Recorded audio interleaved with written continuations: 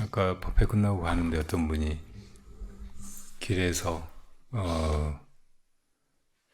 저번에 한번 본인의 사정을 나와서 얘기를 하셨던 것 같은데 남편하고 사별하고 혼자서 정말 힘들게 학교나 뭐 어디 청소하는 일을 하면서 애들을 키우고 해왔는데 지금은 허리가 아프고 당뇨가 생기고 다리가 항상 아프고 마비 증상이 오고 그래서 너무 힘들다는 얘기를 하시고 그리고 이제 키워놓은 아들들이 기대와 다르게 이제 결혼도 잘 못하고 빨리 장가 갔으면 좋겠는데 이 여자 저 여자 막 만나다가 결혼을 안 하고 또 헤어지고 막 하니까 마음이 약간 조급해져서 그런 걸 토로하시더라고요. 내 아들이 데려다 주긴 했는데 밥 먹지 말고 빨리 가자고 해서 가셨어요. 그래서 그분한테 직접 이제 뭐 말씀은 못 드리는데 우리가 살면서 가족이나 뭐 지인들하고 관계를 어떻게 어떤 마음으로 유지해 가야 되는지 하고 그리고 자기 몸 건강 관리 뭐 이런 거를 어떻게 해 가야 되는지 그런 얘기를 조금만 해드리고 싶어요.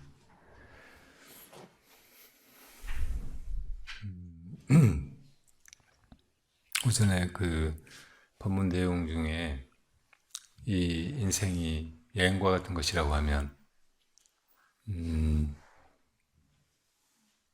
여행을 어떤 마음으로 하느냐 이거보다 어떤 때는 누구와 함께 여행할 것이냐 누구와 함께 살 것이냐 이게 더 중요하게 느껴지잖아요.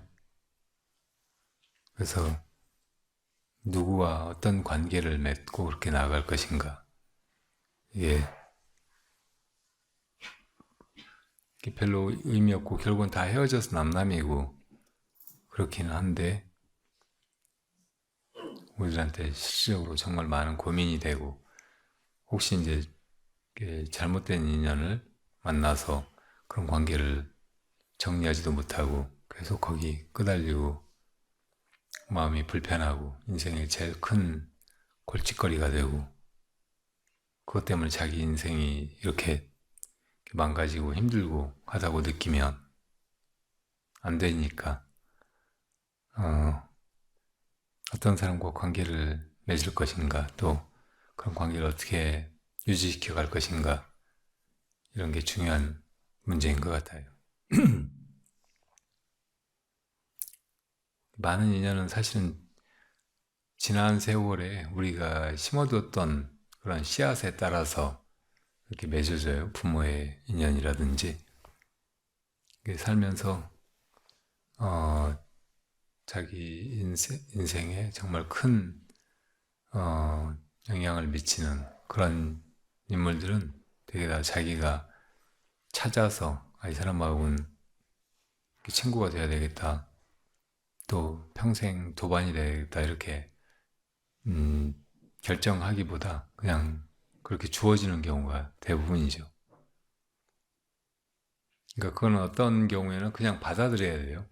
어떻게 내가 해볼 수 없는 것이니까. 그걸 못 받아들이면은 그래서 이제 불만스럽고 계속 그런 인연이 없어지기를 혹은 내가 거기서 벗어나기만을 바라면은 더 힘드니까 그냥 그렇게 과거 생에 원인이 있어가지고 지금 만나진 사람들 이런 사람들은 그냥 받아들여야 돼요. 설령 이 생에 이제 누구하고 결혼을 해서 같이 살게 됐더라도 그게 몇 년 전, 몇십 년 전에 이미 그렇게 벌어져 버린 일이고 그러면 그걸 받아들이는 것이 좋아요. 그걸 지금 물릴 수도 없는데 안 그랬더라면 하고 생각하면 할수록 지금 관계가 더 싫고 고통스럽기만 하니까요. 부모 자식 간의 관계도 마찬가지예요. 제가 부모인데 자식을 낳았다. 그러면 이 자식은 내가 낳은 것 같지만 사실은 전생의 인연으로 내 아들로 태어나게 거의 결정돼 있어서 그렇게 온 거예요. 그러니까 내 자식이 이렇다. 겨우 이런 애를 자식이라고 내가 낳았다 하고 막 자책하고 아니기를 바라기보다는 인연 따라 이렇게 그냥 내 아이로 우리 집에서 태어났구나 이렇게 생각하고 일단은 받아들이는 거, 그게 좋은 자세이고, 그리고 이제 그렇게 주어진 인연을 앞으로 잘 풀어나가는 첫 단추예요. 그리고 이제 그렇게 이런저런 조건을 받아들인 상태에서 그냥 내가 막 고민하고 내 노력으로 뭐 어떻게 해가려고 하지 말아요. 많은 부분은 내가 그렇게 하지 않아도 저절로 되어 나가고 또 내 의지와 관계없이 그렇게 풀려나가게 돼 있어서 내가 어떻게 할 수가 없어요. 그러니까 꼭 어떻게 잘 만들어 가려고 하기보다는 그냥 조금 무심하고, 그리고 내가 내 인생을 잘 살려고 하고 내 마음을 잘 챙겨가고 그렇게 하면서 내 안에 본래 있는 지혜, 이것이 그때그때 바르게 판단하고 바르게 또 대하고 또 그 사람들을 잘 이끌고 변화시켜 가도록 그렇게 하는 게 좋아요. 내가 나서가지고 막 고민하고 어떻게 해가려고 하면 좀처럼 잘 안 된다고. 그렇게 이제 조금 무심하고 초연한 듯 하면서도 근본적으로는 그 자비심, 저 아이가 이제 잘 되기를 바라고, 그리고 과거에 우리가 어떤 좋지 않은 인연으로 지금 별로 바람직하지 않은 그런 인연이 생겼다고 해도, 내가 그렇게 이제 잘 살아가고 마음을 잘 써가고 하면서 그런 인연이 풀려가기를, 좋게 풀려가기를 이렇게 기도해 가면 돼요. 그러니까 그런 마음, 자비로운 보리심, 이런 것만으로 그냥 살아가면서 저절로 그렇게 되어가도록 하는 것이 좋아요. 그리고 자식 키울 때는 이제 처음에는 꿈도 있고 또 대부분 다 부모님들이 자기 자식을 약간 과대평가하는 경향이 있죠. 얘가 천재인 것 같다, 나중에 뭐가 될 것 같다 해가지고 그 자기 욕심, 기대 막 이런 걸 담아가지고 막 뭘로 만들려고 하잖아요. 그러면서 잘못되는 경우가 너무나 많거든요. 자식들도 그렇게 좋게 봐주고 또 희망을 담아가지고 도와주려고 하고 막 그런 거를 잘하면서도 그렇고 커서도 고마워하기보다는 부담으로 느끼고 그렇게 이제 자기를 억지로 막 뭘 하게 만들고 강요하고 막 자기 힘에 붙이는 것을 하게 하고 막 이렇게 하는 것을 애들이 별로 좋아하지 않아요. 그래 나중에 부모를 멀리하게 돼. 부모의 은혜도 모르고. 그러니까 그렇게 하지 않는 것이 좋다는 말이에요. 너무 억지로 하려고 하지 말고 자연스럽게 인연 따라 풀려가게 하면서 내가 좋은 마음으로 뭐 해줄 거 있으면 해주고 언제나 잘 되기를 바라고 그런 마음으로만 대하고 이렇게 살아가면 좋다는 말이에요. 뭐 이제 가정 말고 다른 사회에서의 인연들도 그렇게 이제 다 이렇게 만났다 헤어지고 이렇게 얽혔다가 또 풀어져 나가고 막 그러는 건데 그걸 너무 억지로 하지 않으려고 하는 것이 좋아요. 그리고 내가 살아가면서 그때그때 필요한 인연은 그 사람이 이제 악연으로 느껴지든 좋은 인연으로 느껴지든 그렇게 이렇게 주어지거든요. 이 법계가 그렇게 만들어요. 그러니까 내가 이렇게 나한테 닿지도 않은 어떤 인연을 자꾸 불러오려고 하고 그걸 기대하고 막 이렇게 하면 그런 세월이 별로 좋지도 않아요. 그러니까 그렇게 살다가 이제 결혼을 하고 배우자를 만나고 또 누군가를 만나서 사랑을 하고 막 이래저래 하는 일도 그렇게 너무 큰 기대를 가지고 그렇게 하지 말고 그냥 좋은 마음을 가지고 잘 살아가고 수행해가고 하면서 그 자기 그런 수행력이라든지 혹은 복 이런 것이 쌓여가지고 그런 좋은 인연이 나타나게 그렇게 해야 돼. 그리고 이제 어떤 사람을 만났으면 그 다음에는 이제 이 사람을 내가 그냥 평가하고 혹은 한 가지 모습으로 이렇게 고정시켜둔 채로 그냥 앞으로의 가능성이라든지 이런 거를 닫아버리지 말고 이렇게 열린 관계로 항상 바라보며 서로 도와서 만들어가는 것이라고 생각하는 것이 좋아요. 친구지간이든 부부지간이든 나도 언제든지 변화할 마음을 가지고 또 상대방도 변화할 수 있다는 것을 언제나 잊지 말고 좋은 마음으로 바라봐주고 또 좋은 그 어, 어떻게 보면 도반이지만 어떻게 보면 또 스승일 수도 있는데 항상 내가 상대방을 존중하고 믿어주고 또 따라주고 막 이렇게 하면서 같이 이렇게 만들어져 가고 더 좋아져 가고 함께 나간다. 도반이다. 이런 생각으로 관계를 풀어나가는 것이 좋습니다. 그리고 이제 정말 우리 인생에 제일 필요한 인연은 도의 인연이 도연들, 스승의 인연이라든지 도반의 인연이라든지. 그러니까 이거는 자기가 좀 마음 내 가지고 찾아야 돼.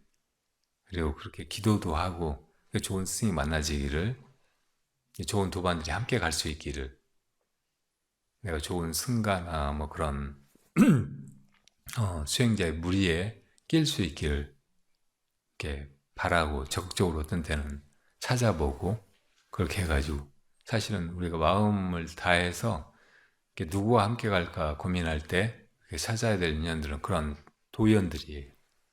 그런 쪽으로만 해가면 세상 살아가면서 이 관계 속에서 막 시달리고 힘들어하고 하기보다는 그냥 편안하게 함께 살아가면서 내 인생도 크게 그르치지 않고 그리고 같이 하는 사람들을 이렇게 도우면서 자기도 성장해가고 좋은 그런 인생을 살 수 있다는 생각이 듭니다.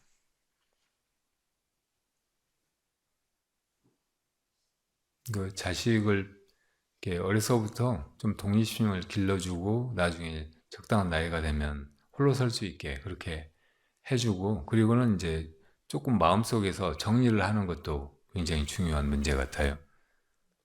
점점 이제 요즘에 아이들이 성장이 더디고 성년이 됐는데도 계속 의존적이고 부모한테 많은 걸 기대하고 나중에 부모한테 다 털어가려고 하고 그러니까 부모들이 그냥 애들의 그런 요구에 계속 응하면서 그렇게 끌려가서는 안 될 것 같아. 조금 일찍 마음속에서 정리하고 독립시키고 그리고 난 내 인생을 잘 살려고 그 편이 훨씬 그 아이한테도 좋은 것 같아요.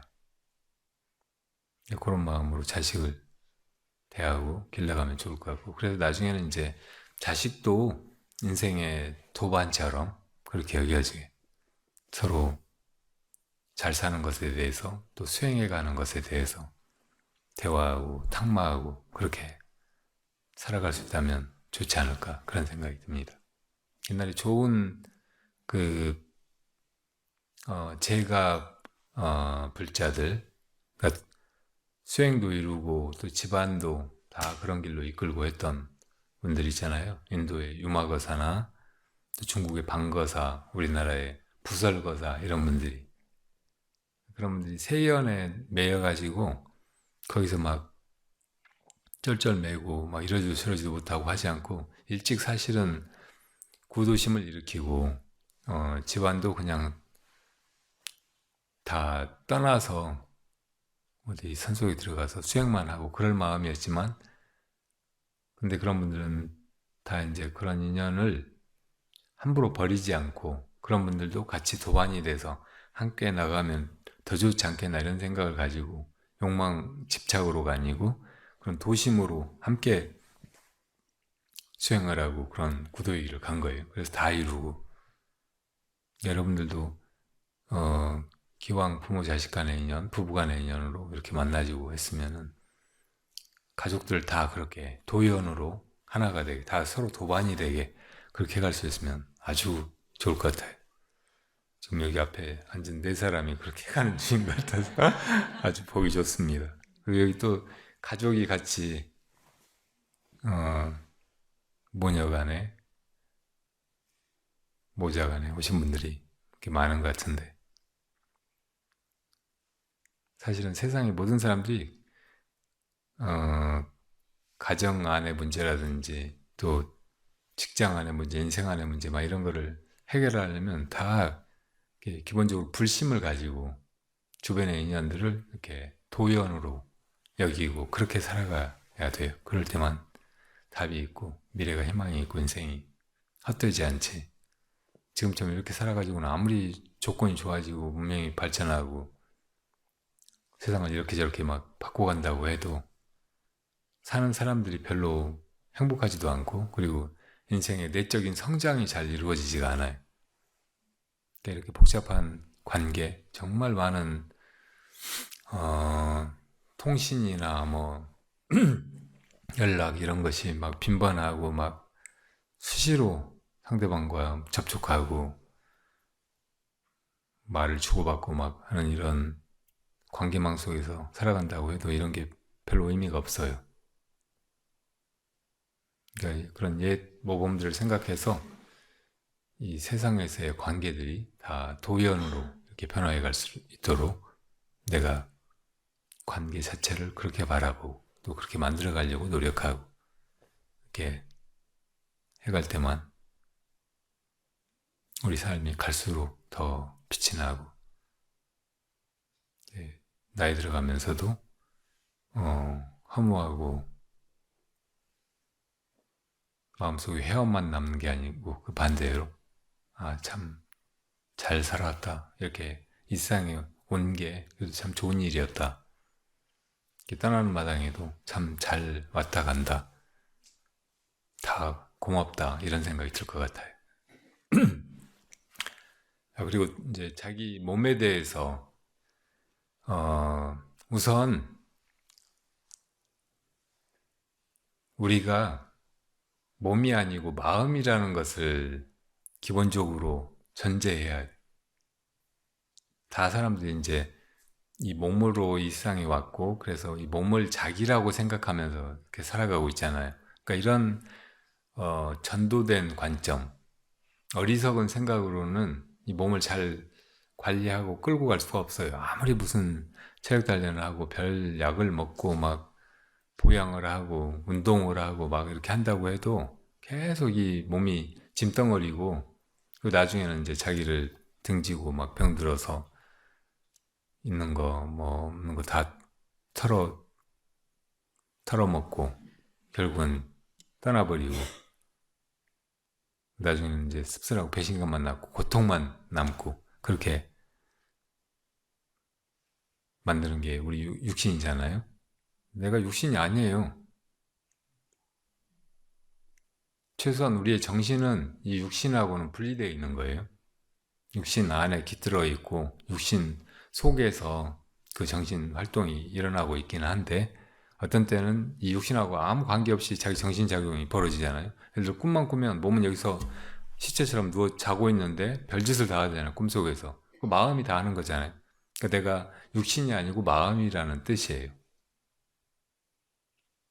그리고 더 깊이 들여다보면은 이 마음은 육신이 있거나 없거나 잠들어 있거나 깨어 있거나 죽었거나 살았거나 항상 그대로인 거예요.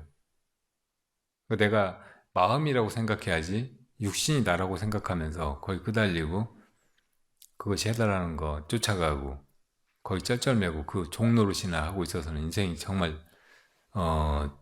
형편없이 되고 아주 괴롭게 돼버려. 지금도 늦게 보면 자기 몸이 어딘가 불편하잖아요.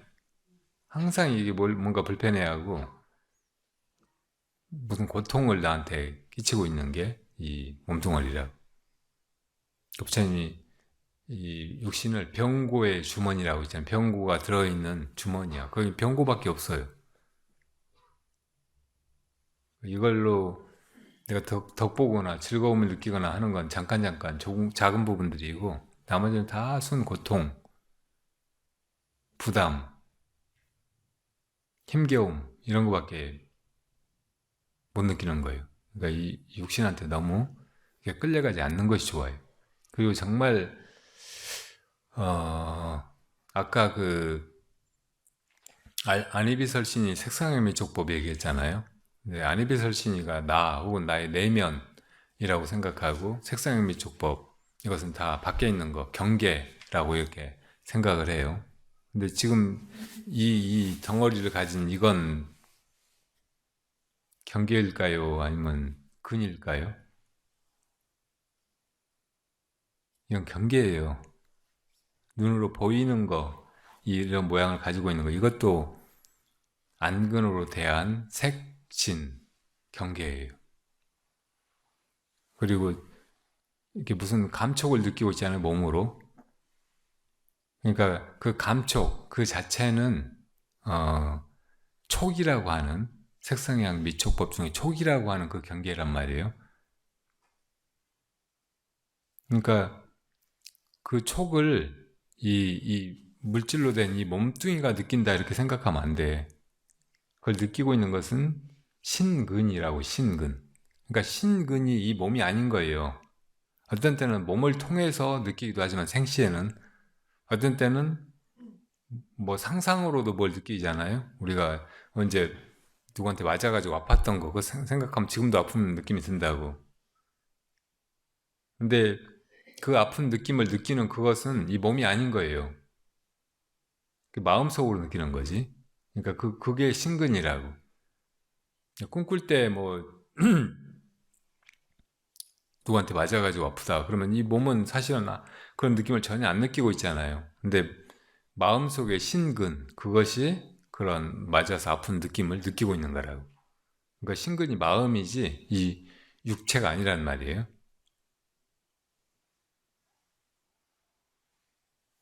그러니까 우리가 이제 안근 설명할 때 이 눈이 안근이라고 보통 생각을 하는데 이 눈이 보고 있는 게 아니고 눈 안에서 혹은 눈하고 아무 관계없이 뭘 보는 놈이 안근인 거예요. 그러니까 눈을 감고 예를 들어 저 밖에 봤던 석등 이거를 상상을 하면 이게 나타나잖아요. 그거를 보고 있는 놈, 이건 눈이 아니잖아요. 이 눈보다 더 안쪽에 혹은 눈하고 관계없이 다른 무엇인가가 마음이 그걸 보고 있다고. 그러니까 그게 안근인 거예요. 마찬가지로 지금 몸에 느껴지는 이 느낌, 이것을 느끼고 있는 것이 이 육체가 아니고, 그걸 과학자들은 뭐 이제 어디에 무슨 감각이 생기면 그걸 신경회로를 타고 막 시냅스가 어쩌고저쩌고 막 하면서 뇌에 신경을 타고 전달이 돼가지고 뇌가 그렇게 해석을 하는 거라고 하잖아요. 물질적으로 그렇게 이제 이렇게 분석해보고 막 이제 관찰을 해보면 실제로 그런 일이 벌어진다고 하더라도 정말 그걸 최종적으로 느끼는 자는 이 육신이 아니고 마음이란 말이에요. 그러니까 몸의 느낌이라고 해도 그 느낌을 느끼고 있는 것은 몸이 아니고 신근, 마음이 그걸 느끼고 있는 거예요. 그러니까 이 마음을 챙기고 이 마음이 주체가 돼가지고 이렇게 살아가야 돼. 계속 이제 내 몸이 그런다고 하고 이 몸을 이렇게 저렇게 해보고 막 약을 먹고 운동을 하고 막 뭐 걱정을 하고 막 대비를 하고 막 이렇게 하는 것은 그냥 쓸데없는 것이에요. 잘 통하지도 않고. 그러니까 실제로 이제 어디가 아플 때도 그냥 이 몸이 아프구나 이렇게 생각하지 말고 진짜 무엇이 이 아픔을 느끼지 하고 화두로 돌이켜서 물어보라는 거예요.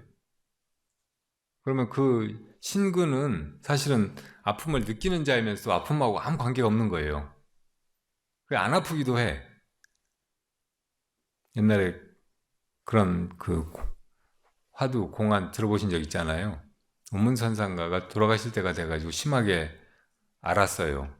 막 앓는 소리가 밖에까지 다 들릴 정도로. 그러니까 제자들이 수근수근하고 스님이 살아계실 젊어서는 건강하실 때는 이제 생사를 다 초탈해가지고 항상 쾌활하다고 막 큰소리 치시더니 막상 당신이 돌아가실 때가 되니까 저렇게 막 병고를 못 이기고 끙끙 앓는다고 좀 참고 안 그런 척이라도 하지 왜 저렇게 두꺼운 줄 모르고 그러시냐고.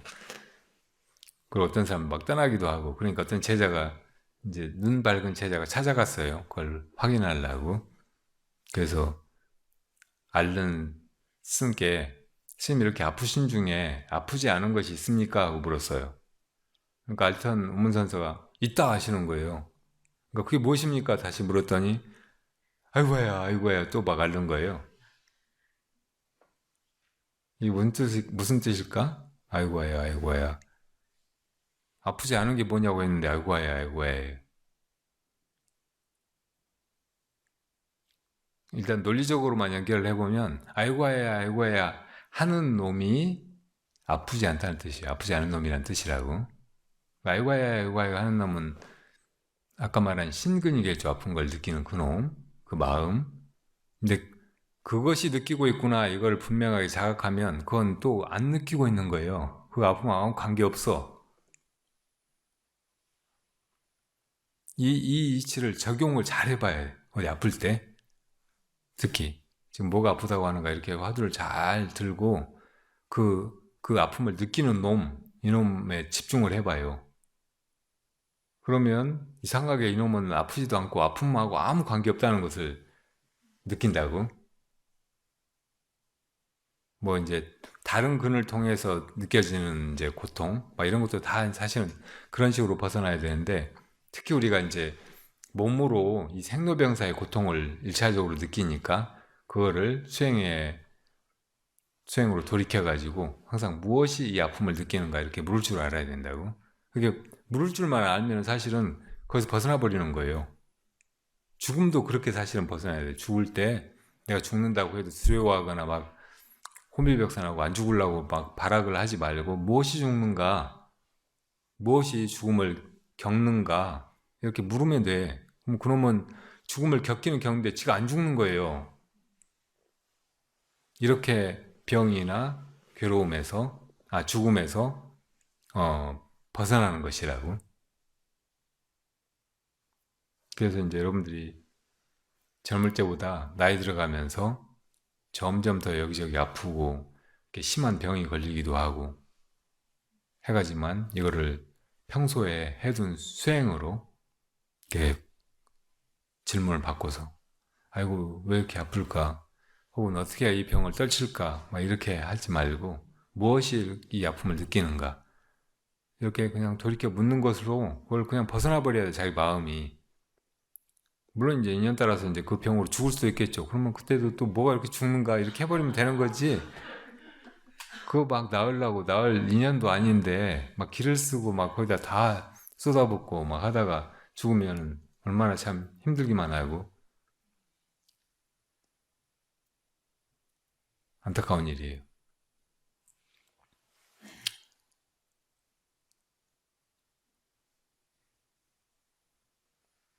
자, 그렇게 몸의 병고에서 그 고통에서도 벗어나고 또 그런 두려움 내가 혹시 어디 아프게 되면 어쩌나 어디가 못 쓰게 되면 어쩌나 치매 걸리면 어쩌나 노후에 그냥 아무도 나 돌봐줄 사람이 없으면 어쩌나 돈이 없어가지고 병원도 못 가고 간호도 못 받고 그러면 어쩌나 요양원도 못 가면 어쩌나 막 그렇게 생각하지 말고 지금 그렇게 화두를 돌이켜서 수행을 해가고 그러다 보면 그 수행력으로 사실은 이 세상의 모든 고통을 다 벗어날 수 있는 것이니까 모든 고통은 생로병사가 제일 큰 것이고 나머지는 사실은 심리적인 것이잖아요. 구부득고 구애도 얻지 못하는 거, 또 애별리고 자기가 사랑하는 것과 헤어지는 거, 원증회고 미워하는 것과 만나는 거, 오음성고 막 자기 마음이 계속 막 뭔가를 일으키는 거, 오온을 일으키는 거 이거 다 마음속의 일이잖아요. 그러니까 이거야말로 또 이제 화두로 그냥 돌이키면 그뿐인 거예요. 마음은 본래 그냥 덧없이 일어났다가 부상하게 지나가 버리는 거라 따로 어떻게 할 것도 없고 이것이 마음의 일이라는 것만 분명하면 사실은 제일 간단히 떨칠 수 있는 것이죠. 근데 몸의 생로병사 이거는 아무도 피할 수 없는 것이고 반드시 우리에게 닥쳐올 것인데 이거 역시 그냥 이게 다 마음 속의 일이고 마음이 이 생로병사를 겪고 그러한 괴로움을 당하는 것이다. 이것만 분명하면 또 거기서 자유로워지는 것이라고요. 이렇게 우리가 배운 불법을 우리 실제의 삶과 또 노병사에 적용을 해가지고 거기서부터 이렇게 벗어나도록 이렇게 하는 것이 사실은 살아있는 수행이니까 그렇게 해가시길 바랍니다. 자, 오늘 여러분들 질문 받을게요. 편안하게 어떤 질문이든 좋으니까 하십시오. 존경하는 덕현 스님께 예경하며 질문 올립니다. 스님께서는 법문에서 간혹 시사적인 이야기 또는 나라를 걱정하시는 시국에 관한 말씀들을 아우르시며 불자님들과 공감대를 이루어 가시는 모습을 종종 보여주시기도 합니다. 여기에 아울러 소위 음모론이라고도 불리우는 조금은 꺼내기 어려운 말씀들도 과감하게 꺼내시어 소통을 하시기도 합니다. 뭐에 관한 얘기요? 음모론이요. 네. 네. 죄송합니다. 네. 질문 올려도 될까요? 네, 해보세요. 네. 스님의 법문을 2019년 말부터 2020년 초에 본격적으로 열심히 들어오면서 예전 지나간 법문에서도 종종 들어봤었던 프리메이슨과 프리메이슨. 네. 프리메이슨과 일루미나티에 대한 대한 자료들을 최근 얼마 전에 비로소 제가 스스로 웹 검색을 통해 직접 접해 보았습니다. 많은 공감이 갔고 정말 그럴 수도 있겠다라는 생각이 많이 들었습니다.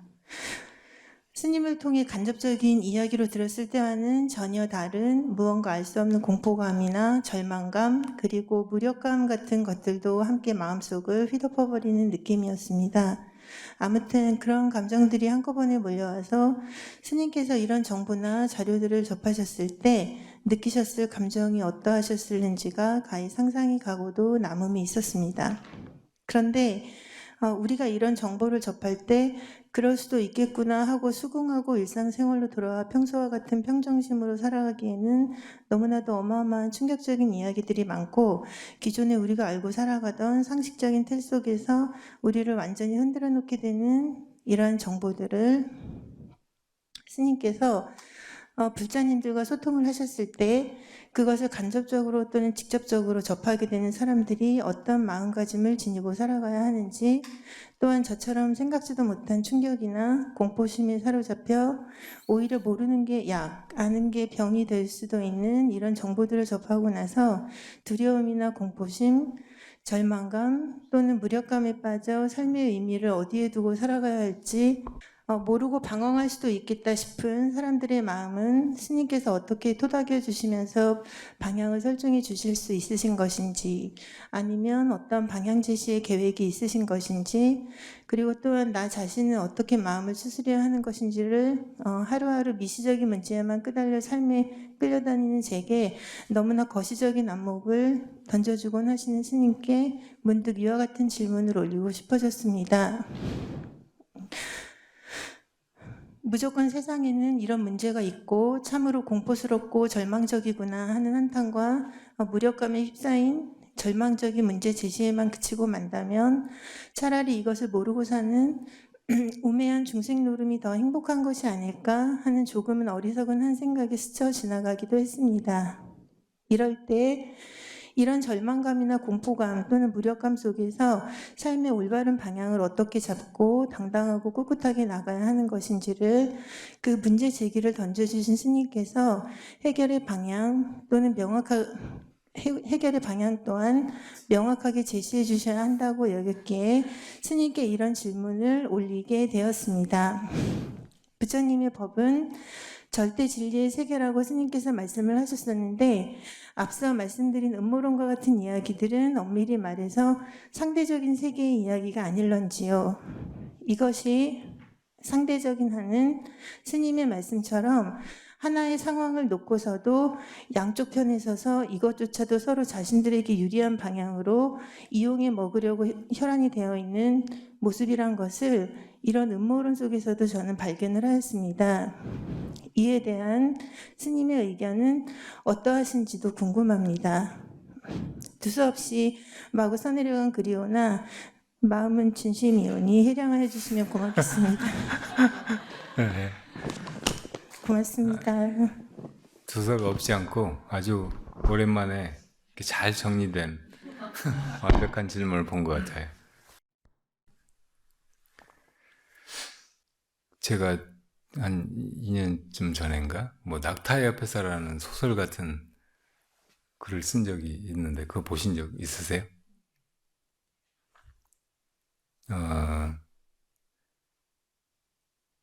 제가 이제 이렇게 시국이라든지 정치 혹은 우리의 미래, 지금 사람들이 이렇게 피하지 못하고 정치 사회적으로 벌어진 일들에 당하고 있는 아픔, 막 이런 것에 대해서 관심을 가지고 좀 알아보고 뉴스 같은 거, 뭐 이런 것 저런 거를 찾아보고 막 이렇게 한 게 제법 오래됐어요. 한 10년 남짓 된 것 같아요. 그전에는 이제 산속에서 수행만 하면 된다고 생각하고 불법을 다 깨달으면 이제 정말 사람들에게 이 온갖 괴로움에서 벗어나는 길을 다 이렇게 일러주고 그러면 될 거라고 생각했었어요.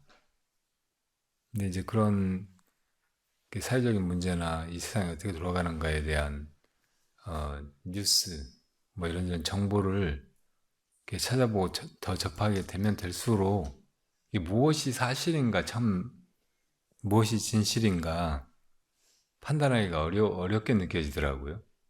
그리고 한 10년 사이에도 정말 이렇게 크고 중요한 일들이 벌어졌잖아요. 그 이전부터 막 이렇게 정권이 바뀌고 대통령이 막 자살하고 이렇게 수많은 사람들이 뭐 세월호나 이번에 그 이태원 참사 그렇게 부르면 안 된다던데 어쨌든 뭐 그런 일들이 계속 벌어지고 있고 그리고 그런 것이 뉴스에서 보도된 것들과 다르게 다른 어떤 원인에 의해서 혹은 어떤 드러나지 않는 세력들의 그 조작이나 그 음모로 만들어진 일처럼 이렇게 보이는 일들이 많았어요. 근데 이제 언론이 정확한 사실 보도를 해주고 그러면 그걸로 이제 분명한 판단을 할 테고 그렇게 해줘도 한 가지 일을 두고 이렇게 저렇게 이제 보는 사람들 의견은 분분하고 이렇게 다르게 늘 해석을 하고 그럴 텐데 그 보도 자체도 사실하고 아무 관계가 없거나 완전히 왜곡되어 있거나 그런 경우도 너무 많고 그래서 그런 게 정말 문제라고 생각이 들었어요. 그래서 이제 무엇이 사실일까 이렇게 찾아보고 고민하고 막 이래저래 하다가 이제 음모론 같은 거를 접하게 된 거고 그래서 그런 시각으로 보니까 해석되는 게 너무 많아요. 그래서 이제 한동안은 이렇게 음모론 얘기를 많이 했었고 그 정체 그러니까 그런 조직이 그렇게 음모를 꾸미고 이 세계를 자기들 그 이익에 맞게 입맛대로 그렇게 조작하고 만들어가고 있다는 것을 우리가 알아야 된다 이런 얘기를 하기도 했는데 대부분 이제 그런 얘기를 하면 사람들이 다 충격받고 질문자가 표현한 대로 거기서 더 큰 무력감이나 두려움만 느끼고 이제 어떻게 할지 모르겠다고 이렇게 사는 게 무슨 의미가 있는지 모르겠다고 그렇게들 얘기를 하더라고요. 그러니까 그런 얘기를 모르는 것이 안 하는 것이 더 좋지 않았나 이런 생각이 들 정도로 그런 사람들이 많더라고요. 그리고 이제 정치 같은 데 이렇게 관심이 많고 그러면서 한쪽 진영에서 열심히 이제 뭐 민주주의라든지 혹은 우리 모두의 더 좋은 미래를 위해서 막 싸우면서 살아가는 사람들은 그렇게 이제 확인도 안 된 음모론 같은 걸로 이런 상황을 해석하고 막 그런 얘기들을 하게 되면 이, 이 싸움에서 적이 누군지가 모호해져 버린다. 그러면 싸움을 할 수도 없고 막 이 싸움이 그 좋은 의도로 한쪽이 이겨야 이게 문제가 해결돼 갈 것 같은데 더 미궁에 빠져버리고 그러니까 그런 얘기는 아예 안 하는 것이 좋겠다. 듣고 싶지도 않다. 막 이렇게 하는 사람들도 있고 하더라고요. 그래서 이제 그 낙타협회서라는 그 소설에서 지금 사회의 제일 큰 문제는 이 정보의 모호성 때문에 사람들이 겪는 혼란인 것 같아요. 어떤 가치 판단을 할 수가 없고 무엇이 옳은지 무엇이 사실인지 이거를 도대체 가려보기가 어려운 점이에요. 그러니까 우선 그런 세력, 조직이 그 있다는 증거 막 이런 건 상당히 많아요. 그리고 그런 것들이 실제로 개입해가지고 이제 세계 중요한 사건들을 일으키고 뭐 전쟁부터 이렇게 많은 사람들이 막 죽는 그런 사고, 정권을 막 이리저리 바꾸고 막 하는 일들 이런 게 벌어지고 있다는 것은 상당히 분명해 보이는데 어, 만약에 이제 그러지 못하도록 이걸 맞서 싸워야 된다 생각하면 우리가 너무 힘이 없고 뭐 그 정체라든지 혹은 그놈들의 그 대응할 방법 이런 것을 찾기도 힘든 상황이잖아요. 그러니까 거기서 이제 좌절감만 느끼게 되고 그런데 이제 어, 그런 걸 조금 알아보면 이것조차 확실한 어떤 것이 아니니까 아직 다 그렇게 드러난 것이 아니니까 사람들이 이제 못 믿거나 혹은 긴가민가 하는 측면도 많거든요. 그러니까 어, 지금 세상의 진실들이 뉴스에 보도되거나 어디 책이나 기록으로 이렇게 드러나거나 막 이렇게 하는 것을 100%다 믿을 만큼 완전히 그 사실관계가 어디서 이제 이렇게 검증이 될 수 있다면 그때 비로소 이제 이런 것에 대해서 이렇게 사람들이 제대로 알게 되고 대비를 하더라도 하고 또 인간이 그런 어떤 무서운 조직의 음모에 의해서 이렇게 농락당하는 것이 아니고 정말 역사의 주체가 되어가지고 좋은 세상을 만들어갈 수 있지 않을까 이렇게 생각한 거예요. 그래서 이제 지금까지 인류의 역사를 완전히 그 획기적으로 변화시키는 계기가 모든 이 어떤 일의 사실성을, 팩트를 시뮬레이션으로 완전하게 딱 드러내는 그런 컴퓨터. 그걸 이제 양자 컴퓨터라고 거기는 표현을 했어요. 지금까지 이제 컴퓨터들이 다 이진법으로 이제 계산을 해가지고 어떤 것을 알아내는 거잖아요. 지금의 그런 이 컴퓨터 시스템을 가지고도 예를 들어 이제 어, 고조선 시대에 뭐 이제 일식이 일어났다 그런 기록이 있는데 이게 사실인가 아닌가 이걸 태양계를 거꾸로 돌려가지고 그걸 시뮬레이션으로 알아볼 수가 있어 확인할 수가 있어요. 그러니까 그런 식으로 이렇게 많이 해가고 있는데 이게 속도가 한계가 있고 용량이 한계가 있고 하니까 그걸 다 못 해내는 거죠. 그러니까 뭐 어떤 사실 하나를 이게 사실인가 아닌가 규명을 해내려면 이제 이런 경우에는 이게 사실인가 아닌가 막 여러 번 그렇게 시뮬레이션을 해야 될 거 아니에요. 근데 그런 걸 충분히 못 해내니까 이 세상에서 아주 이렇게 작은 사실 하나도 완전하게 이게 사실이 아니다. 딱 그렇게 규정을 못 하는 거죠. 근데 양자 컴퓨터는 이제 삼진법으로 계산을 하고 그래서 이게 용량이 어마어마하게 크다는 거예요. 지금 챗GPT라든지 막 이런 것이 벌써 이제 양자 컴퓨터를 이용하고 있고 그전에는 이제 양자 컴퓨터까지는 아닌데 그 슈퍼 컴퓨터라고 하는 어마어마하게 용량이 큰 그런 컴퓨터로 막 이것저것 해왔다고 하잖아요. 근데 이제 양자 컴퓨터가 실제로 뭐 초전도체 막 이런 것이 찾아지고 하면서 실제로 지금 이제 작동을 하고 있는데 이게 이제 더 규모가 커지고 발전하고 하면은 정말로 세상에 어떤 것에도 이게 사실인가 아닌가 거기다가 시뮬레이션을 시켜보면 다 나오는 거예요. 그러니까 우리 이제 한국 그 근현대사에서 일어났던 그런 사건들 뭐 예를 들면 일본의 식민지가 된 거 그리고 이제 해방되면서 남북이 분단되고 또 한국전이 발발하고 막 이렇게 한 것도 조그만 이제 역사 연구한 사람들이 구체적인 자료라든지 혹은 이제 옛날 기밀문서 같은 거 이런 걸 토대로 해가지고 이렇게 보면 우리가 알고 있듯이 단순히 그냥 김정이 남쪽을 적화하려고 밀고 내려와가지고 전쟁이 일어났다고 보기가 너무 어려운 거예요. 실제로 뒤에서 이제 미국이라든지 소련이라든지 혹은 그 뒤에 있는 그런 세력들이 자기들의 이익이라든지 음모, 그러니까 더 먼 장기적인 그런 계획을 위해서 한반도를 그냥 그 제물로 삼은 거고, 그렇게 벌어진 전쟁에 수많은 사람들이 죽고 한국 국토가 완전히 황폐화되고 뭐 그렇게 이제 돼버린 거란 말이에요. 그러니까 이 한국전이 어떻게 일어났는가 이런 것도 이제 그 양적 컴퓨터나 이런 데서 몇 가지 의문스러운 것을 거기다 집어넣어서 시뮬레이션 해보면 다 드러나 버릴 수 있는 거예요. 그러니까 이제 이게 본격적으로 과거의 역사 기록이라든지 뭐 현대 뭐 이렇게 미궁 속에 빠져 있는 사건이라든지 이런 걸 다 들추기 시작하면은 이제 더 이상 거짓 주장을 하고 사실 아닌 걸 가지고 이게 사실이라고 주장할 수가 없게 돼 버리는 거예요. 그러니까 그런 이제 완전히 새로운 시대가 열리는 그 기원이 양자 컴퓨터로 해서 열릴지 모른다. 그러면 이제 어떤 것의 사실 여부를 가지고 사람들끼리 왈가왈부하고 그걸로 막 견해가 갈리고 막 전쟁도 벌어지고 막 이럴 일이 하나도 없어져 버리는 거예요.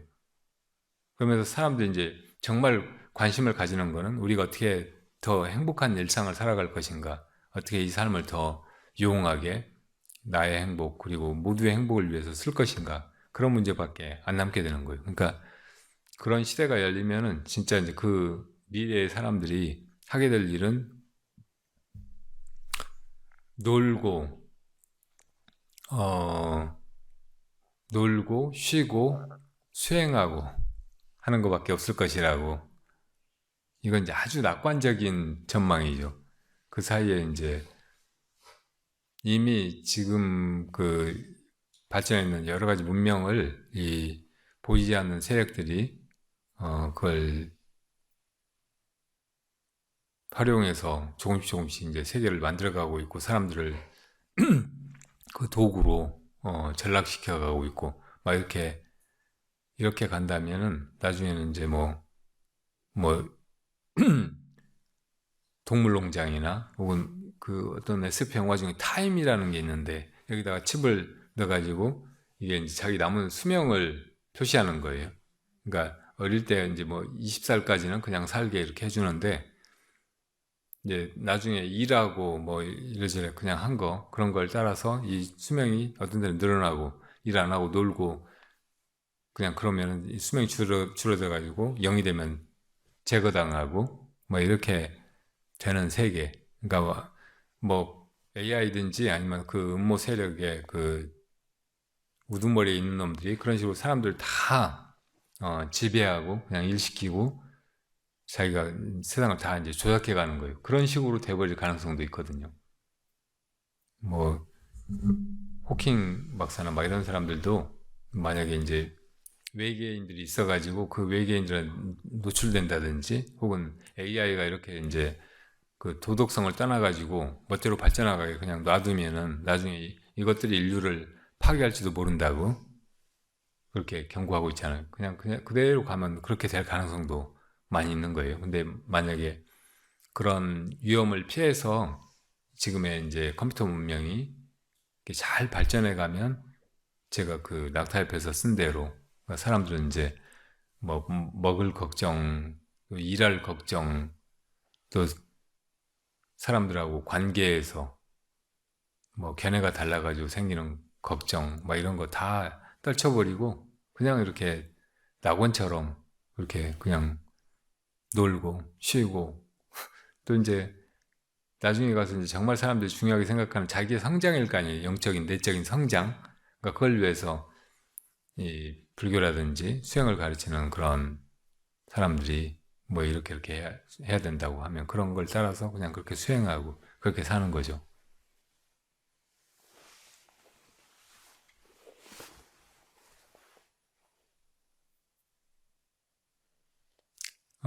지금 러시아하고 우크라이나하고 전쟁하고 있고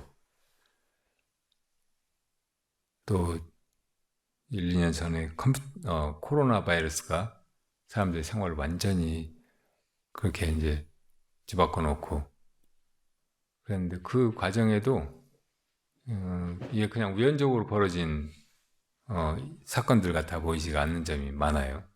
시간이 갈수록 우크라이나하고 러시아하고 전쟁이 빨리 그 중단이 안 되고 계속 시간을 끌고 나중에 이제 뭐 복구라든지 뭐 어떤 걸로 강대국이나 뭐 주변에서 이익을 챙기고 러시아는 완전히 황폐화돼서 사람들이 농사도 지을 수 없을 만큼 막 온갖 뭐 비윤리적인 그런 폭탄으로 다 황폐화시키고 있고 사람들 다 떠나고 막 죽고 막 이렇게 해가고 있는 걸 보면은 이게 그냥 젤렌스키나 푸틴이 뭘 이렇게 그냥 그렇게 결정하고 그렇게 전쟁 일으키고 막 해서 된 일 같지가 않은 거예요. 그 뒤에 숨어있는 이해관계라든지 뭐 조종하는 세력들의 농간이 보이는 거죠. 지금 한국의 정치 상황도 다분히 그렇게 보여요. 저번 대선에서 민주당 쪽에서 뭐 문재인 이후에 한 20년 정도는 정권을 유지할 거라고 막 그렇게 예상하고 그때는 그게 누가 아니라고 말할 수가 없을 정도로 그냥 대세처럼 보였잖아요. 당연히 그렇게 갈 것처럼. 근데 검찰 개혁한다고 문재인 정부가 뭐 적폐청산 이야기하면서 촛불 전국에서 그렇게 공약하고 했었는데 검찰 전혀 개혁도 못하고 결국은 이제 검찰총장이 대통령이 되게 만들어 버렸고 대통령의 그 답답한 여러 가지 결정 막 이런 것도 문제인 것 같았지만 미국 쪽에서 뭐 정보국 사람들이 와서 이제 검찰총장을 만났고 또 이제 그때 이제 여권 혹은 청와대를 공격하도록 몇 가지 이슈들을 가르쳐 줬고 그 나중에 이제 국힘당 후보가 돼가지고 뭐 그렇게 해가는 과정에서 신천지 통일교 뭐 또 이제 보수적인 기독교 단체들 그리고 불교계에서도 이제 스님들이 보수적인 사람들이 많잖아요. 그런 사람들 또 뭐 다른 여타의 종교들 뭐 이런 것들이 상당한 영향을 미치고 언론이 굉장히 편파적으로 그쪽 정권을 일부 만들어내는 것처럼 그렇게 움직이고 지금 드러나는 거 보면 그 개표 조작도 상당히 의심스럽거든요. 그 전에 천안함 그 뒤에 있는 비리 이런 걸 고발하는 사람이 그런 걸로 소송을 제기하고 막 했는데 개표 과정에서 이제 그 컴퓨터가 그 집계해가지고 막 이렇게 화면에 띄우고 막 이렇게 하는 거 그렇게 할 필요가 전혀 없다는 거예요.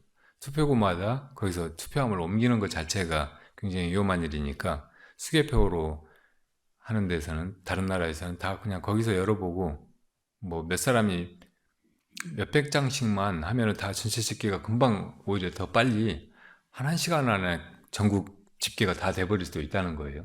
근데 그거를 막 어디로 이송해가고 또 모으고 막 그리고 이제 마지막에 그 집계하는 그 기계가 이렇게 하면서 너무 많이 그 투표를 이렇게 한 건지 저렇게 한 건지 모호한 거 그런 걸 무슨 표라고 하지? 무효표하고 미분류표를 엄청 많이 찾아낸다는 거예요. 그래가지고 뭐 창원인가 어떤 선거국에서는 뭐 70%인가가 다 미교표야. 어떻게 한 투표소에서 투표한 것의 70%가 다 미분류표가 될 수가 있어요. 미분류표를 했다가 그걸 개표할 때는 이제 그 참관인들이 보는 게 아니고 그런 표는 어디 뭐 선거인단인가 어디로 가가지고 거기서 한다는 거예요. 사람들이 못 보는 데서. 근데 지난번에 대선에서 70만 표인가 그 차이로 그 윤석열 대통령이 당선됐잖아요. 그러니까 그 정도의 조작, 그 이상의 조작을 이 개표기가 그냥 지 맘대로 한 거예요. 그렇게 되도록 만들어 놓은 거예요. 그러니까 이게 완전히 부정선거라고. 그러니까 이렇게 저렇게 해가지고 어쨌든 사람들이 실제로 많이 이제 처음에 예상했던 것보다 더 많이 그 보수 후보한테 그렇게 투표를 한 것도 있었지만 아까 말한 그 종교 쪽에서 그렇게 이제 그쪽에다가 다 줄을 서고 또 언론이 합세하고 그리고 이제 결정적으로 그 개표 과정에서 그런 것이 있고 그렇게 해가지고 그렇게 만들어져 버린 거예요. 이게 이제 처음에 검찰총장 만나가지고 다음에 대통령으로 내세우고 그렇게 했던 사람들의 의중대로 되어간 거죠. 그 전에 이제 뭐 수많은 대통령들도 그렇게 이제 미국 쪽에서 혹은 그런 음모 세력이 딱 정해가지고 그렇게 조작한 대로 이렇게 대통령이 되고 그쪽 당이 집권하고 막 그렇게 해왔을 가능성이 아주 많아 보여요. 최근에 박근혜 대통령 탄핵시킬 때 결정적인 근거라고 이제 검찰이 주장하고 해서 이제 박근혜 최순실을 감옥에 보냈던 것들 이제 주로 뇌물죄하고 그리고 연쇄물 같은 거 막 이런 게 고치고 해서 국정농단했다고 해서 이제 물러나게 했잖아요. 근데 그 연설문 조작하는데 그걸 썼던 태블릿 PC가 나왔다고 이렇게 보도가 되면서 이제 언론에서 일단 박근혜 최순실을 이제 궁지에 몰리게 만들었고 나중에 이제 헌재에서 탄핵을 해내기는 했는데 그 어쨌든 이제 그걸 재판으로 해야 되니까 근거가 있어야 되잖아요. 그러니까 윤석열 한동훈 특검에서 그 증거라고 제시한 것이 태블릿 PC였는데 그 태블릿 PC가 전혀 최순실 것이 아니라는 증거들이 너무 많이 나와서 증언이나 증거들이 그래서 그런 유튜브 방송에서 그런 게 완전히 적나라하게 다 드러났는데 그런 거 보면은 그런 것조차 이제 어떤 세력이 그렇게 했는지 모르지만 철저하게 이렇게 조작된 거고 검찰이 그 어떤 진영의 사람들을 요인들을 표적으로 만들어 가지고 그걸 이제 수사하고 증거를 조작해 가지고 뭘 갖다가 재판에 들이밀고 또 증인들을 뭐 감옥에서나 이런저런 데서 매수해 가지고 돈 줬다고 해라 뭐 뇌물 줬다고 해라 해 가지고 그렇게 한 것이 너무 많잖아요.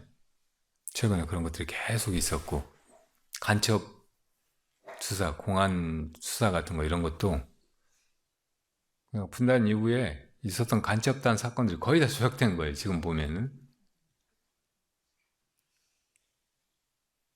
근데 다 이제 사람들은 뭐 간첩 신고해라, 뭐 간첩이 막 대한민국의 정보를 다 북쪽에다 쳐가지고 전쟁 나게 하고 막 우리 안보를 위협한다 막 하면서 그렇게 사람들을 세뇌시켜 놓고 그러다가 누가 간첩이다 하면 사람들이 다 이제 정확한 걸 모르잖아요. 근데 자기가 알던 그 사람이 전혀 그럴 것 같지 않은데 간첩이었어 막 하면서 대부분 사람들이 다 그걸 믿고 긴가민가 하면서도 그걸 이렇게 부정하거나 혹은 사실을 밝히려고 나서지를 못하는 거예요. 그러니까 그런 속에서 정말 많은 사람들이 희생되고 그렇게 역사가 날조되어 오고 그게 권력이라든지 자기 이익을 탐하는 소수의 무리들이 사람들을 속여가면서 집권을 하고 자기들 이득을 챙기고 그렇게 해온 거죠. 그런 내막을 알면 알수록 참 이거 어떻게 해야 되나. 지금 사람들이 어느 정도 그런 걸 아니까 그 촛불정국에서 같이 지금은 이제 촛불 집회라고 막 뭘 해도 사람들이 많이 잘 안 모이고 폭발력이 잘 안 생기는 것 같아요.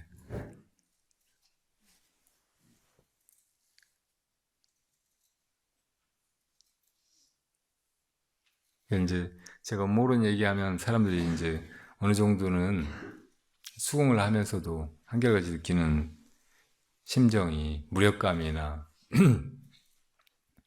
좌절감, 두려움 막 이런 거잖아요. 그래서 제가 이제 그럴 때마다 그런 얘기를 해요. 이것조차 다 무슨 그런 뭐 음모 세력이 있고 없고 이런 거하고 관계없이 만약 있다고 해도 그 사람들이 자기들 마음으로 그런 짓들을 하는 것이다. 그 뭐 지금의 이제 국가 정보 그 기관 혹은 뭐 정치인들이 자기들 이익을 위해서 어, 그러니까 별별 걸 다 날조하고 공작을 하고 막 이렇게 하잖아요.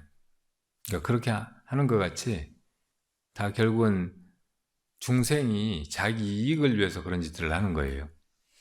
심지어는 신이 뭐 이 세상을 이렇게 저렇게 한다고 해도 신이 자기 이익, 그러니까 명예욕이라든지 지배욕이라든지 사람들한테서 이제 존경과 신망을 받고 뭐 공양을 받고 우러름을 받고 막 하려고 하는 즉 유치한 그런 마음으로 그러는 거라고. 그런 거하고 똑같아요. 그러니까 그런 것에 대해서 너무 이렇게 부당하다고 생각하고 비참하게 생각하고 자기 처지라든지 우리의 존재를 불행하게 생각하고 그러면 그런 거 아는 것이 하나도 좋을 것이 없어요. 그런 것보다는 내가 내 마음을 보고 내 마음이 이렇게 바르게 선한 뜻으로 그렇게 움직이고 그래서 그 마음이 뭔가를 해나가게 이렇게 하는 것이 훨씬 좋다는 거예요. 그런 거 생각하고 하느라고 내 마음을 복잡하게 혼란스럽게 그렇게 만들기보다는 알았다고 해도 이게 다 그놈들이 마음으로 해가는 거고 나는 내 마음을 지켜갈 뿐이다. 그런 속에서 내가 내 마음 잘 챙겨서 수행해 나가고 그래서 내가 하루하루 살아가는 일상 속에서 그 마음으로 내 주변이나 주변에 좋은 사람들, 사랑하는 사람들과 함께 그렇게 잘 살아나가면 이걸 어떻게 하지는 못해요. 그 음모 세력하고 싸워가지고 그런 걸 까발리고 하려고 하면 목숨을 걸어야 되고 내 인생이 그냥 거기서 다 의미 없이 소진돼 가고 막 그럴지 모르지만 그런 거 그냥 그런 줄 알았어도 그러건 말건 그래도 나는 내 마음은 내 것이고 내 일상도 내 것이고 하니까 이걸 잘 챙겨나가면서 내 인생을 잘 살겠다 하고 살아나간다면 이런 사람까지 어떻게 하지는 못한다고.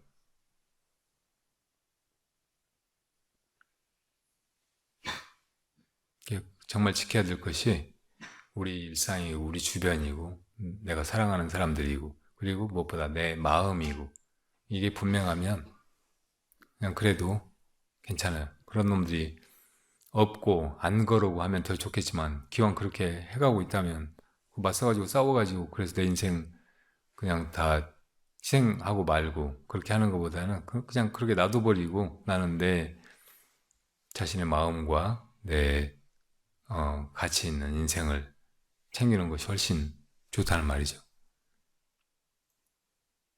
경전에 보면 부처님께서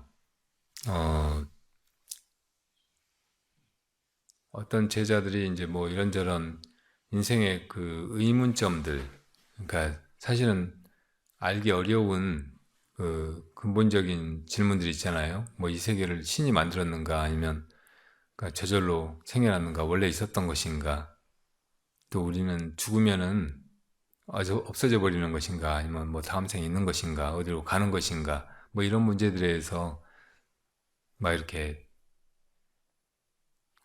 고민하고 생각하고 하느라고 수행에 잘 못 들어가고 하는 제자한테 이렇게 물으신 게 있어요. 너희들은 신들이 혹은 아수라에 있는 그런 존재들이 사람들은 상상하지 못하는 어마어마한 힘으로 한꺼번에 도시를 다 파괴해버리기도 하고 사람들 다 몰살시키기도 하고 막 그럴 수 있다는 것을 아느냐 이렇게 물으셨다고. 제가 그렇다고 하니까 그렇다고 해도 이 사람이 죽고 살고 하는 것은 인과에 의한 것이다. 그 사람들이 그냥 무지막지한 그런 음모로 어마어마한 그런 살육을 일삼는다고 해도 인과대로 그렇게 되어가는 일이라는 거예요. 그리고 보통 이제 그렇게 죽는 사람들, 그러니까 자연재해나 무슨 사고로 죽는 사람들 있잖아요. 그런 사람들이 뭐 전혀 나쁜 사람들도 아니고 무슨 나쁜 짓을 한 것도 아니고 그런데 그렇게 죽는 사람들 되게 이제 억울해 보인단 말이에요. 근데 이건 우리가 이 생만 생각하고 살아있는 것이 무조건 좋은 거라고 생각하니까 그 죽음이 불행한 거로만 느껴지지, 그렇게 이제 자연재해나 뭐 그런 일로 죽은 사람들은 대부분 천상에 나는 거예요. 더 좋은 세계에 나요. 그러니까 천상에 가는 사람들은 이 세계에서는 이제 죽어서 아주 불행한 일일지 모르지만 거기 태어난 사람들은 너무 잘 됐다고 너무 행복해하고 너무 큰 복을 받았다고 이렇게 생각할 거 아니에요. 그러니까 그 사람들에게는 막상 이 죽음이 그러니까 불행만이 아닌 거예요. 그리고 그것도 이제 과거의 어떤 원인 때문에 그 사람들이 이제 일찍 죽을 만한 일을 했다든지 뭐 그래서 이제 일찍 죽은 것이고, 그래서 이제 죽어서 천상에 난 것, 그거는 또 이제 과거에 잘한 일 때문에 그 과보로 이렇게 된 것이란 말이에요.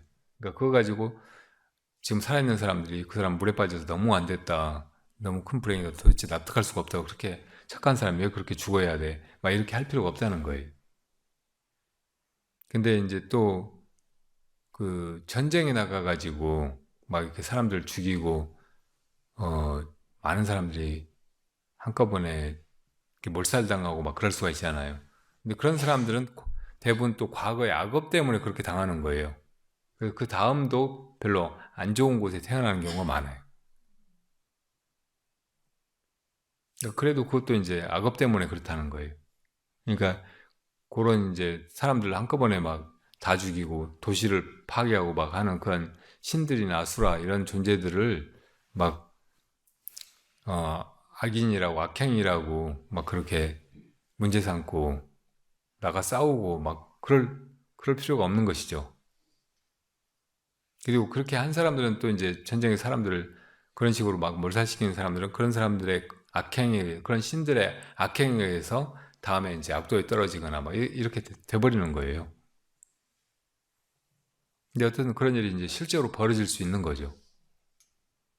여기서 말하는 아수라 이런 것들이 지금 말하는 프리메이슨, 일루미나티, 그런 존재들이 사람이 아니고 이 호모사피엔스 원숭이에서 진화한 이 사람의 몸이 아니고 파충류에서 진화한 다른 족속이라고 주장하기도 하잖아요. reptilian이라고.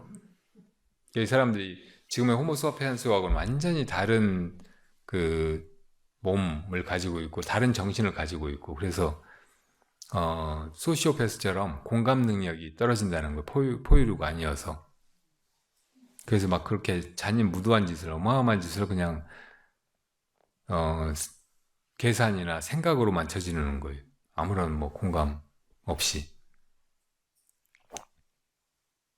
그러니까 그놈들은 그렇게 이제 생겨 먹어서 그렇게 돼 있어서 유전자가 그래서 그렇게 하는 것일 수도 있잖아요. 그런 존재들이 만약에 어, 우리 육도 가운데 아수라의 세계의 중생이라고 하면 할 수 없는 거예요. 그것들하고 싸우고 못 그러게 막을 수도 없고 그렇게 할 필요도 없는 거예요. 그냥 우리는 그것조차도 다 인과대로 벌어진 일이고 그놈들이 악업을 지은 것은 자기들이 그 악한 과보를 받을 것이라고 그냥 그렇게 놔두고 우리 일상을 잘 살아가려고 그렇게 하면 된다는 얘기죠.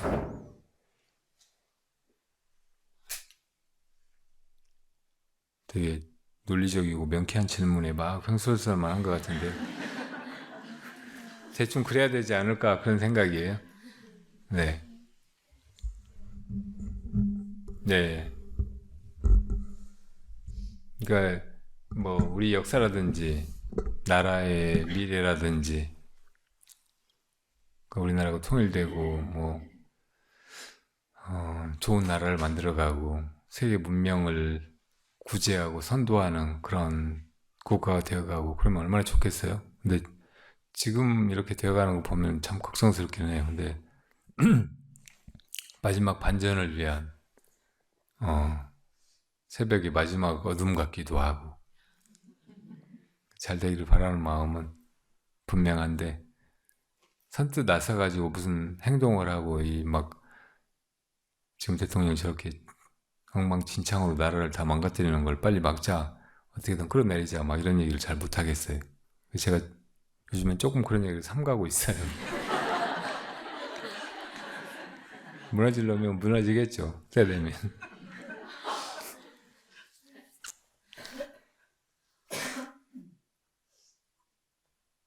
지금 대통령 보면은 제정신으로 뭐 하는 게 거의 없는 것 같아요.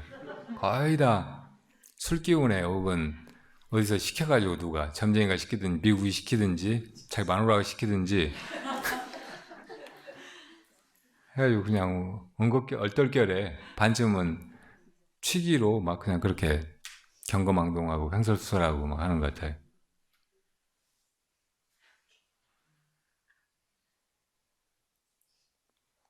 어떻게 한 나라가 그런 인물에게 맡겨질 수가 있는지 참 희한한데, 과거에도 그렇게 우스꽝스럽고 인격적으로 막 완전히 그냥 제로에 가까운 그런 사람들이 지도자가 되고 뭐 대통령이 되고 그런 사례가 아주 많아요.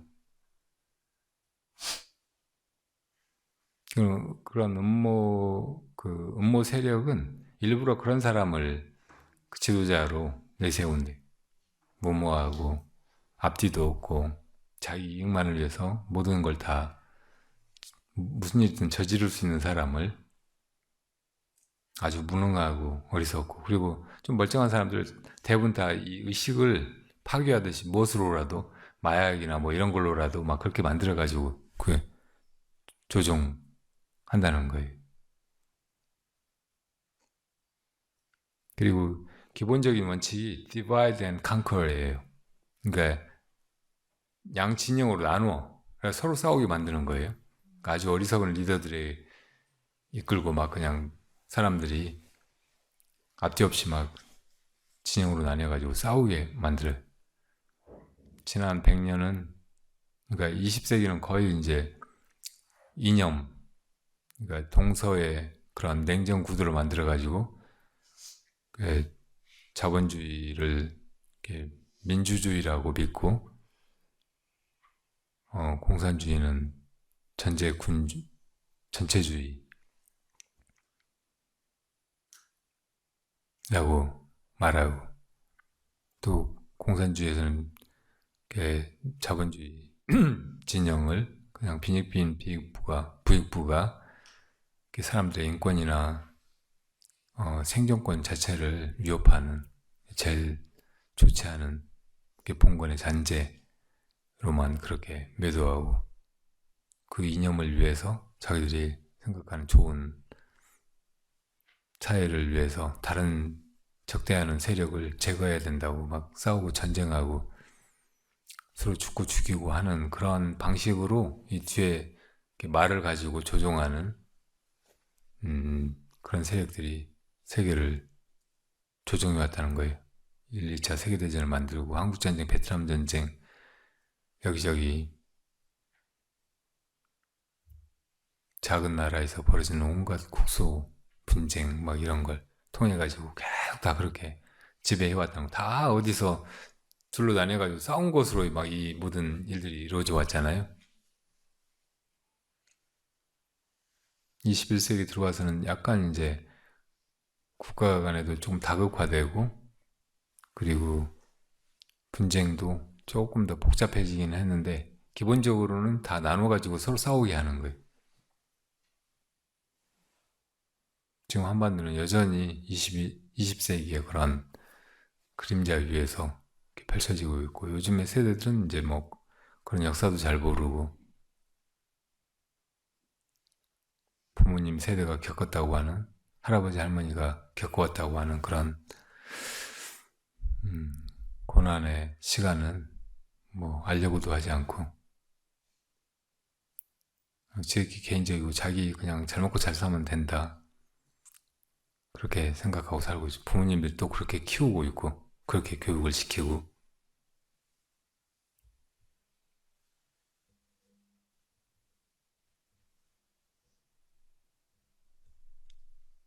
그러니까 우리가 젊은 시절에는 이제 더 좋은 나라나 더 나은 미래를 위해서 그런 사회과학 공부를 하면서 이념에 대해서 이념으로 무장하고 그래서 이제 이렇게 행동하고 싸우고 해야 된다고 그래서 우리가 주역이 되어서 세상을 바꿔가야 된다고 그렇게 생각하고 그렇게 살아왔는데 그때도 이제 그런 사람들이 지성이고 그래서 모든 일의 전모를 알고 그렇게 생각하고 행동하고 했다기보다는 이 뒤에 보이지 않는 세력들에 의해서 그런 만들어진 그 분열된 이데올로기 사이에서 사람들이 동원돼서 그렇게 이제 잘못 알고 그냥 나가서 싸우고 인생을 그렇게 희생당하고 그래 왔는지도 몰라요. 그런 인연보다는 이렇게 사람으로 돌아와서 사람의 마음을 보고 그 마음 속에 원래 있는 어떤 공동체 정신이나 서로 공감하고 또 소통하고 사랑하고 하면서 이렇게 살아가는 거. 그러니까 본연의 우리로 이렇게 살아가는 거. 이것이 더 중요한 것 같고 이것이 우리 미래를 좋은 쪽으로 돌려갈 수 있을 것 같아요. 지금은 이런 가르침 혹은 이렇게 사람들을 이끌고 가는 지도자에 의해서 세상이 조금 바뀔 수 있지 그전처럼 정치 선동가들이나 혹은 어떤 이념을 내세우고 이렇게 하면 세상이 좋아질 거다 이상사회가 올 거다 이렇게 몰아가는 그런 사람들에 의해서 뭐가 될 것 같지는 않아요. 얼마 전 우리 그 가을 음악회를 한사람제라고 바꿔서 우리가 다 사실은 모두가 하나인 그 마음이고 제각각 다 다른 개체가 아니고 한 사람이다. 그리고 우리 한민족의 나라도 큰 세계를 다 나눠보지 않고 대립시켜 전쟁하고 정복하고 하는 게 아니고 하나로 보고 함께 어울려서 살아가는 그런 한 누리를 만들려고 했던 옛 그 국가정신 뭐 이런 거를 되새겨가지고 우리가 가을에 한번 봄에 한번 그렇게 우리를 맑히는 그런 재해를 이어가자고 했는데 이런 정신이 잘 살아나면 이게 사람들을 실질적으로 달라지게 하고 다르게 살게 하고 그래서 좋은 미래를 이렇게 열어가지 않을까 그런 생각을 해봅니다.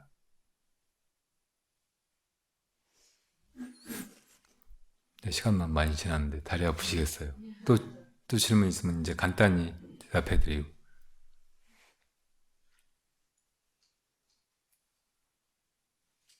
네. 그럼 마실까요? 네. 다 이렇게 편안하고 행복하게 자기의 시간을, 자기의 일상을, 주변을 그렇게 꾸려가는 그 주인들이 되시기를 바랍니다. 화두 하나 챙기는 걸로 다 해가게 될 거니까요. 힘내시고 너무 주변을 보고 또 세상 돌아가는 걸 보고 막 좌절하거나 힘들어하지 마세요. 우리 마음이 청정하면 이 법계가 다 청정해진다고 부처님께서 원각경에서 말씀하셨잖아요. 일심청정고 법계청정. 즉 내 마음을 맑히고 내 마음 안에 바라는 부처님의 반야시애가 이 모든 걸 다 해나가도록, 그리고 그 마음 안에서 바라는 보리심이나 자비심이 주변을 다 따뜻하게 챙기고 어루만지고 치유하고 하면서 그렇게 나아갈 수 있게, 우리가 조금 물러나고 비우고 나를 내려놓고 나의 그 공성, 이것을 돌이켜 비추고 하면서 그렇게 나아가자고. 그러면 저절로 다 잘 되어 나가리라고 생각합니다. 이상으로 마치겠습니다. 좋은 가을 되시고, 저는 며칠 뒤에 네팔에 성지순례를 갔다가 우리 부처님들은 33분인가 43분인가 하고 다녀올 거예요. 같이 가시는 분들은 물론이고 안 가시는 분들도 사실은 우리가 이 부처님 나라에 살고 있고 부처님의 마음 땅 위에서 이 여행을 하고 있고 하니까, 우리가 어디로 간다고 해도 딴 세계로 가는 게 아니고 한 하늘 아래 한 땅 위에 있는 거고, 같이 지구를 타고 여행하는 것이고, 또 부처님의 소승 대승 일승에 그 배를 타고 피아노를 함께 나가는 것이니까 그 의미를 알고, 이번에 못 가셨더라도 서운해하지 마시고 계속 함께 해주시길 바랍니다. 다음에 또 같이 가자고요. 잘 다녀오겠습니다.